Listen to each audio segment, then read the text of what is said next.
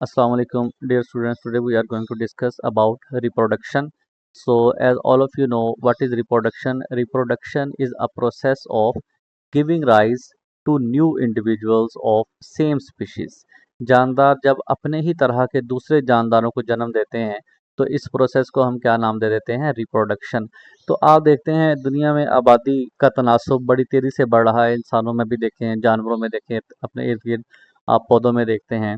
तो हर चीज़ के जो बढ़ने का अमल है वो असल में रिप्रोडक्शन है। तो रिप्रोडक्शन तादाद में इजाफे को कहा जाता है। हम बीइंग अ मुस्लिम अच्छी तरह जानते हैं कि अल्लाह ताला ने सबसे पहले हज़रत आदम अलैहिस्सलाम को और हज़रत अम्मा हवा को पैदा किया। अब उन दो लोगों की पैदाइश जब दुनिया में हुई तो अल्लाह ताला ने उनको रिप्रोडक्शन की सलाहियत अता फरमाई, जिससे आहिस्ता आहिस्ता इंसानों की तादाद बढ़ने लगी। इसी तरह तमाम जानदार अपनी नस्ल को आगे बढ़ाते हैं, अपनी तादाद को बढ़ाते हैं, इसे हम रिप्रोडक्शन कहा जाता है। और अल्लाह ताला ने तमाम जानदारों में, बेशक वो इंसान हो, जानवर हो या पौधे हों, इन तमाम के अंदर अल्लाह ताला ने रिप्रोडक्शन की सलाहियत बिल्ट इन रखी हुई है, पहले से मौजूद है। तो अब हम देखेंगे रिप्रोडक्शन क्या होती है और इसकी हमारी ज़िंदगी में क्या अहमियत है। तो पहला टॉपिक है definition and importance of reproduction. Reproduction is a biological process through which living organisms produce new individuals of same species. अपने ही नस्ल के नए जानदारों को पैदा करना असल में रिप्रोडक्शन कहलाता है। यहाँ पे इसके दो इम्पोर्टेंट पॉइंट्स दिए हुए हैं। पहला देखेंगे, although it is fundamental characteristic of life, ये एक जिंदगी का बुनियादी अमल है। It is not essential for survival of an individual organism. बेशक ये ज़िंदगी का एक बुनियादी अमल है, लेकिन इसके बावजूद इसका उस जानदार की सेहत पे कोई असर नहीं पड़ता जो रिप्रोडक्शन कर रहा है। बेशक वो रिप्रोडक्शन करे या ना करे, वो अपनी ज़िंदगी पूरी गुजारेगा। तो फिर रिप्रोडक्शन किसी भी जानदार के लिए ज़रूरी क्यों है? तो अगली लाइन में इसका आंसर मौजूद है। इट इज़ क्रूशल, ये इम्पोर्टेंट है, for the survival and continuation of a species. ये असल में किसी भी जानदार की बका के लिए, उसकी नस्ल की बका के लिए ये अमल बहुत ज़रूरी है। तो रिप्रोडक्शन जो है वो किसी जानदार की सेहत पे असरअंदाज नहीं होता, बल्कि उसकी नस्ल को चलाने वाला एक अमल है। उसकी नस्ल जो है वो इससे मुतासिर हो सकती है। दूसरी इंपॉर्टेंस देखेंगे, through reproduction genetic material is pass from one generation to the next. तो यहाँ पे देखें, वरासती खसूसियात एक नस्ल से अगली नस्ल में मुंतकिल होती हैं। उससे क्या होता है? Persistence of species over time. उससे एक नस्ल जो है वो नई नस्ल को जन्म देती है और जानदारों की तादाद, जानदारों की नस्ल जो है वो बरकरार रहती है। तो there are two main types of reproduction. Reproduction दो तरह से हो सकती है। Number one, asexual reproduction. Number two, sexual reproduction. Asexual reproduction बहुत थोड़े जानदारों में पाया जाता है। आमतौर पे ये यूनिसेलुलर जानदारों में पाया जाता है। ऐसे ऑर्गेनिजम्स जिनका जिस्म सिर्फ एक सेल के मिलने से बनता है, जैसे कि बैक्टीरिया है, अमीबा है, पैरामीशियम है, एट्सेट्रा। ये कुछ ऐसे जानदार हैं जिनकी पूरी ज़िंदगी एक सेल में ही गुजर जाती है, वो अपने सेल्स की तादाद को नहीं बढ़ाते। तो ये क्या अमल है? Involves a single parent and produces genetically identical offsprings. इस अमल में एक ही पेरेंट जो है वो नए जानदारों को जन्म दे देगा। जैसे कि फॉर एग्जांपल एक बैक्टीरिया जो है वो दो बैक्टीरिया पैदा करने की सलाहियत रखता है। आपको पता है एक बैक्टीरिया दो बैक्टीरिया में कितनी देर में बन जाते हैं? आप लोग जानते हैं बैक्टीरिया बड़ी तेज़ी से ग्रो करते हैं, हमारे इर्द गिर्द हवा में, पानी में, हर जगह मौजूद है। एक बैक्टीरिया तकरीबन 20 मिनट के अंदर दो में चेंज हो जाता है। दूसरा मेथड है सेक्सुअल रिप्रोडक्शन। ये मेथड डिफरेंट है ए सेक्सुअल रिप्रोडक्शन से। इसके अंदर involves the fusion of male and female gametes. इसके अंदर दो पेरेंट्स इन्वॉल्व होंगे, मेल और फीमेल, और दोनों अपने गैमीट सेल्स प्रोड्यूस करेंगे। गैमीट्स क्या होते हैं? मेल के अंदर गैमीट्स का नाम होता है स्पर्म और फीमेल के अंदर गैमीट्स का नाम होता है एग। जब भी स्पर्म और एग आपस में मिलेंगे तो जो नया जानदार रिप्रोड्यूस होगा, पैदा होगा, वो क्या कहलाएगा? जाइगोट। तो ये जो मेथड ऑफ रिप्रोडक्शन है इसे हम क्या नाम देते हैं? Sexual reproduction. जितने भी जानदार आपको अपने इर्द गिर्द नज़र आते हैं, जिनको आप देख सकते हैं, जो मल्टी सेलुलर हैं, वो सारे के सारे ज़्यादातर सेक्सुअल रिप्रोडक्शन ही करते हैं। ये सेक्सुअल रिप्रोडक्शन एक रिप्रोडक्शन का पुराना तरीका है जो लेस डेवलप्ड ऑर्गेनिजम्स के अंदर पाया जाता है, जबकि सेक्सुअल रिप्रोडक्शन एडवांस जानदारों के अंदर पाए जाने वाला एक अमल है। नेक्स्ट इससे रिलेटेड एक क्वेश्चन देखते हैं, very important. Why is reproduction considered important for species survival? किसी नस्ल की बका के लिए रिप्रोडक्शन को अहम क्यों समझा जाता है? तो देखें, reproduction ensure the continuation of species, क्योंकि इससे नस्ल की बका होती है, नस्ल की कॉन्टिन्यूटी से जुड़ी हुई है। By passing genetic traits to the next generation, क्योंकि एक नस्ल जब रिप्रोडक्शन करती है तो अगली नस्ल में उसकी खसूसियात मुंतकिल हो जाती हैं। तो खसूसियात का एक नस्ल से दूसरी नस्ल में मुंतकिल होना ही असल में रिप्रोडक्शन का एक अमल है। It helps maintain population and allows adaptation through natural selection. इसी से जानदार जो है वो अपने माहौल के मुताबिक अपने आप को ढालते हैं और अपने आप को बदलते रहते हैं। नेक्स्ट टॉपिक देखेंगे, methods of asexual reproduction. Asexual reproduction does not involve fusion of gametes. ये हम पहले बात कर चुके हैं, सिंगल पेरेंट इन्वॉल्व होगा तो इसमें एग और स्पर्म की बात नहीं करेंगे, एक ही जानदार दो में तकसीम हो जाएगा।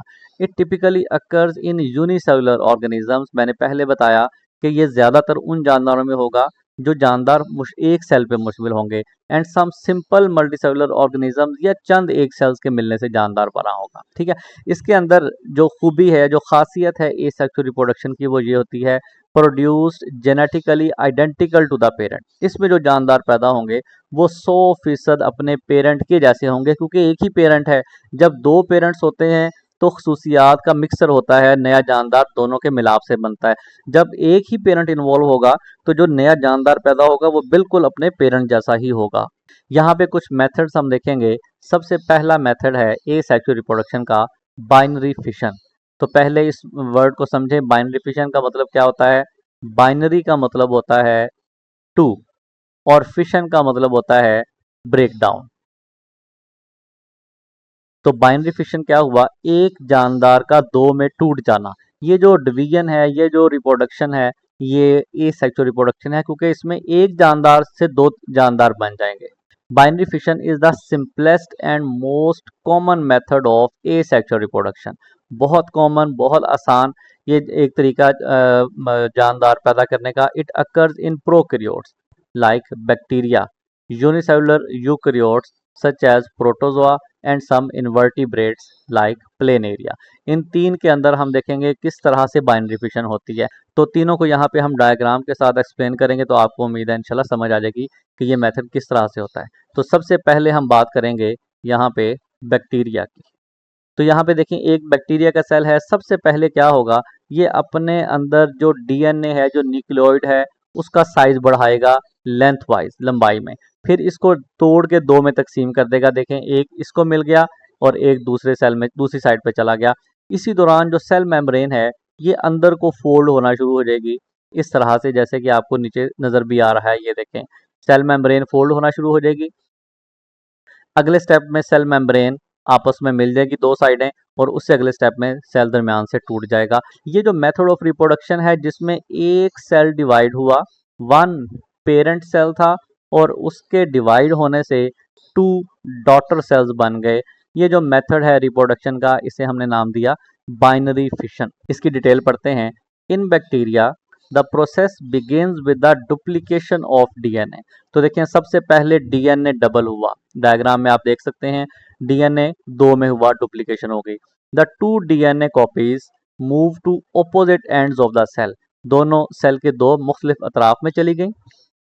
The cell membrane then pinches inward. उसी दौरान सेल मेम्ब्रेन अंदर की तरफ बेंड होना शुरू हो गई, ये वाले स्टेप में। इन्वेजिनेट्स डिवाइडिंग द साइटोप्लाज्म। उसके नतीजे में क्या हुआ, दरमियान से साइटोप्लाज्म दो हिस्सों में तकसीम हो रहा है। A new cell wall forms between the two halves. दोनों ने अपनी अपनी सेल वॉल बनाई, resulting in two identical daughter cell. उसके नतीजे में क्या बना, दो डॉटर सेल्स बन गए।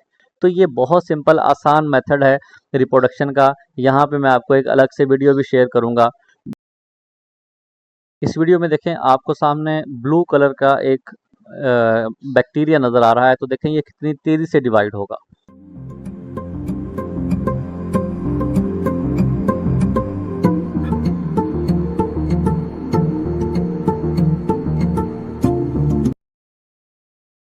उसके बाद इन यूनिसेलुलर यूकैरियोट्स, कुछ यूनिसेलुलर एक सेल पे मुश्तमिल यूकैरियोटिक सेल्स भी ये एक्टिविटी करते हैं, लाइक अमीबा एंड पैरामीशियम।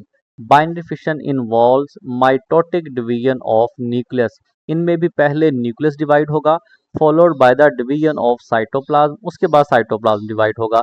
तो यहाँ पे आप लोग देख सकते हैं कि ये पेरेंट सेल है, सबसे पहले इसने अपने इस न्यूक्लियस को डिवाइड किया।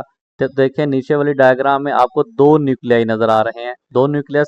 फिर उसने अपने आप को दरमियान से डिवाइड करना शुरू किया, तो site elongation of cytoplasm, cytoplasm को लेंथ में उसने बढ़ाया और आखिर में उसने दरमियान में भी पार्टीशन पैदा कर ली, दो डॉटर सेल्स बन गए। तो ऐसा मेथड जिसमें एक पेरेंट सेल डिवाइड हो और दो डॉटर सेल्स बना दे, उसे हमने क्या नाम दिया था? Binary fission. ये जो नीचे डायग्राम है ये पैरामीशियम की है। ये दो ऊपर हमने जो पैराग्राफ में पढ़ा दो नाम थे, अमीबा और पैरामीशियम। ये अमीबा का सेल है, ये पैरामीशियम है। यहाँ पे भी रिप्रोडक्शन का सेम मेथड है। यहाँ पे देखें ये इसका न्यूक्लियस है, तो हम जानते हैं सबसे पहले जो भी जानदार बाइनरी फिशन करने लगता है वो अपने न्यूक्लियस को डिवाइड करेगा, तो इसके पास दो न्यूक्लियस आ जाएंगे, दो डिफरेंट न्यूक्लियाई। फिर ये दरमियान से अपने आप को पार्टीशन करेगा, दो सेल्स अलग अलग बन गए और दो नए पैरामीशियम बन गए। तो सिंगल पेरेंट से दो जानदार पैदा हो गए, दो पैरामीशियम। इसे भी हम क्या नाम देंगे? Asexual reproduction, binary fission. उसके बाद देखें कुछ ऐसे जानदार भी होते हैं जो कि अब बाइनरी फिशन में तो हमने देखा कि एक से दो ही बनते हैं। सम टाइम एक जानदार या एक सेल टूटेगा तो उससे दो से ज़्यादा सेल्स भी पैदा हो सकते हैं, लेकिन ये खूबी हर जानदार के अंदर नहीं है। जैसा कि अभी हम डिस्कस करेंगे, इन्वर्टिब्रेट्स कुछ ये शो करते हैं, जैसे कि प्लेनेरिया। ये क्या करेगा? सबसे पहले एक प्लेनेरिया तीन हिस्सों में टूट जाएगा, 2, 3। हर पार्ट अपना लॉस पार्ट रीजनरेट कर लेगा। जैसे आप देख सकते हैं इसके पास सिर्फ हेड था, लेकिन इसने हेड के साथ साथ अपना टेल भी बना ली यूं। और इसी तरह इसके पास सिर्फ मिड रीजन था, इसने ऊपर अपना हेड भी डेवलप किया और साथ अपनी टेल भी बनाई। और इसके पास सिर्फ टेल रीजन था, इसने पूरे का पूरा ऊपर हेड भी ग्रो किया, बॉडी भी और टेल भी। तो ये जो मैकेनिज्म है इसे हम क्या नाम देते हैं? फ्रेगमेंटेशन।